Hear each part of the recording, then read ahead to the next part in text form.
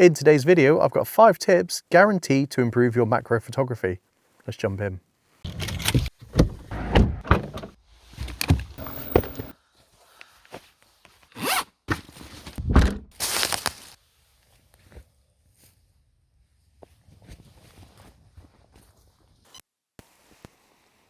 Hello and welcome to another macro video. So the wife is out with the kids today swimming, so I've got the afternoon to myself, so I thought I'd pop out and get a macro video in the bag. So I've come to my local woods and we'll see whether there's anything interesting to photograph.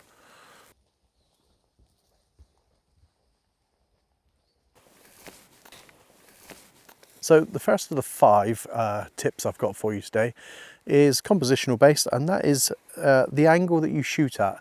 So it's very easy in the macro world just to point down at something and shoot and take a shot and that's it, forget it, walk away. But that's not going to make a great image. Getting a great image means getting down lower, getting on the ground with your subject, or getting below your subject and shooting up on it. Those are the ones, because it's more of an eye level with your subject and it's more intimate. So it's getting closer and getting level with the subject that's going to make a great image. So let me show you what I mean with this bit of moss on top of this fence post. Okay, so the first shot I'm going to get is I'm going to point down and I'm going to shoot at the subject.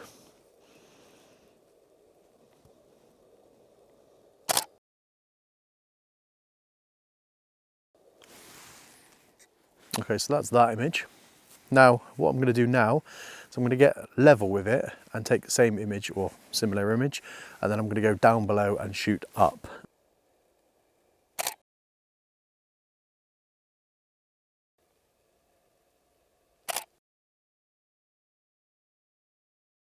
Okay, so that's the 3 images, top down, eye level and below. Let me know in the comments which you think is the better of the 3. So the next tip is simple, and that is to simplify. So let's say we were going to take an image of this lichen on this twig here. So you can see behind it we've got quite a few twigs and bits of branches popping out all over the place, and as an image as a whole it'll be quite messy and there's quite a lot in the scene. Excuse me a second while I come around here. Now if we were to shoot it from this angle and just move this one out the way, we've now got a lot less behind our image. I know there's all that stuff at the back, but that will be blurred out with the aperture that we choose. So simplifying the image, removing the stuff that's in the scene that's not necessary, and thinking about what you put in your image is going to make the image a lot nicer. So by having less in it can make it more interesting. Now there's a few rules that you can follow. So when placing your image, if it's a singular image in the frame, then using the rule of thirds can help. Also remembering that if it's insects, for example, if you're shooting insects, the way they're facing the lead room should be more than what's behind them. Otherwise they can seem quite closed in and it won't make a very nice image. But other than that, keeping the image nice and simple will get you a great image, and I'll just show you a demonstration of that now.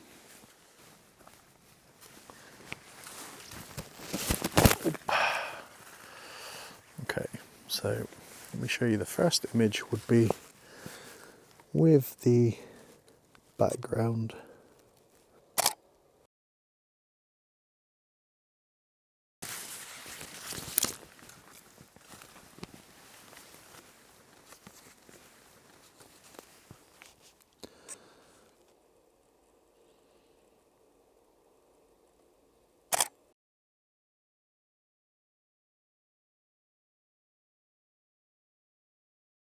Okay, so that's those 2, but you can also go one step further with simplifying, other than just removing the background, and that is isolating your subject. So if you've got a subject that's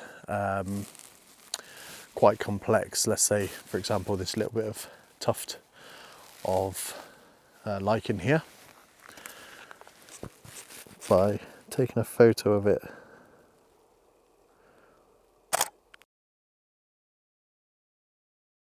like that, is going to give you a nice image. But if you isolate it completely, and just cut off a little bit of it.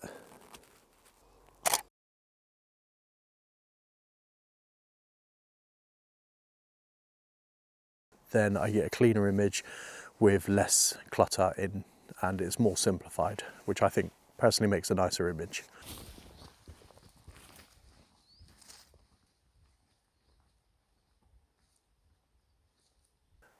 Okay, so the next tip is add some interest in your photo. Now, we've just talked about taking distractions away, which this is a little bit different. This is something that adds to the photo rather than distracts from it.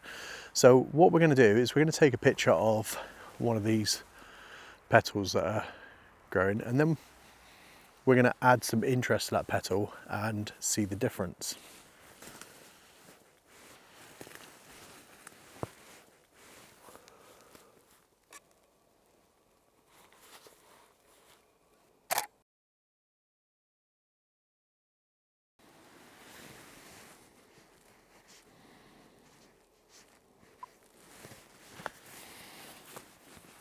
Okay, so that's the image with no interest in it. Might be a little bit soft, a bit hard to tell. The light's going down. I might have to start adding a flash. So this is what I'm adding to this scene. Now, interest can be anything from adding a bug, adding a leaf, adding anything you want. But in this instance, as it's a petal, I'm just going to spray a little bit of water onto the petal. And I'm going to take that image again.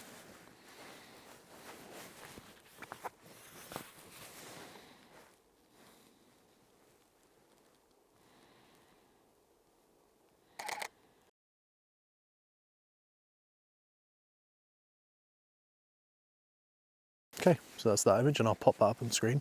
Have a look at the two, see which one you think's better.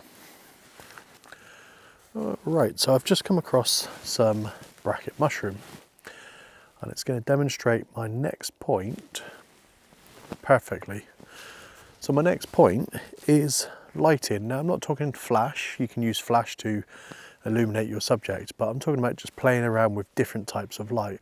So we've all tried flash, but have we tried off-camera flash using video lights to light our subject? And you can get some really interesting shots just by moving the light around and changing the colours. You can buy bi-colour LED video lights, and you can change to blues and reds and oranges. And that's what I'm going to use here. I'm going to take this shot here. I'm going to shoot this from down below, and you'll see the gills here, and you'll see the difference that will make to what the gills look like with and without. Say without, but the light's dimming, but hopefully with and without the light to show you the difference.